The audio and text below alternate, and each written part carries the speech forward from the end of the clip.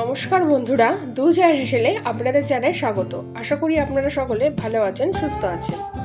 আজ আমি আপনাদের সাথে শেয়ার করব বাঙালির অত্যন্ত প্রিয় একটি রেসিপি, আলুর পোস্ত। চলুন তবে আমরা আমাদের বাড়িতে কিভাবে এই আলুর পোস্ত বানাই সেটাই আপনাদের সাথে শেয়ার করে নিই। প্রথমেই আমি এখানে আলুগুলোকে ছোটো ছোটো টুকরো করে কেটে নিয়েছি। কেটে ভালোভাবে ধুয়ে একটু জল ঝরিয়ে নিয়েছি।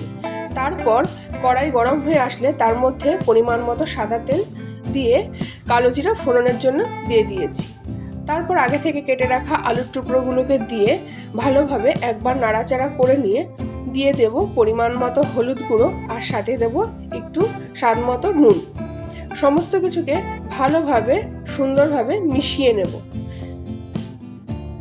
ভালোভাবে মিশিয়ে নিয়ে ভালোভাবে এখানে এই সব কিছুকে কষিয়ে নিতে হবে। নিয়ে আগে থেকে আমি বেশ খানিকটা পোস্ত এখানে পেস্ট করে রেখেছি, সেই পোস্তটাই কিন্তু আমি ওর মধ্যে ঢেলে দেব। পোস্ত দিয়ে কিন্তু খুব বেশিক্ষণ কিন্তু আলুর সাথে কষানো যাবে না, তাই আলুটাকে ভালো করে কষিয়ে নেওয়ার পরই কিন্তু পোস্ত বাটাটা এখানে দিয়ে দিলাম।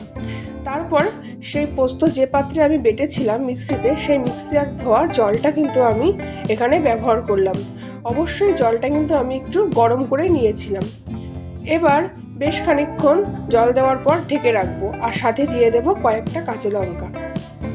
দিয়ে একদম সহজেই কিন্তু এই রান্নাটা হয়ে যায়, আর খুব কম সময়েই রান্নাটা কমপ্লিট হয়ে যায়।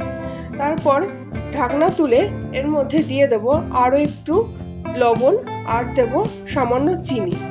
এই আলু পোস্তটা খেতে হালকা একটু মিষ্টি মিষ্টি হয়, সেই জন্যে কিন্তু বেশ ভালো লাগে। আর সবশেষে উপর থেকে ছড়িয়ে দেব 1 চামচ ঘি।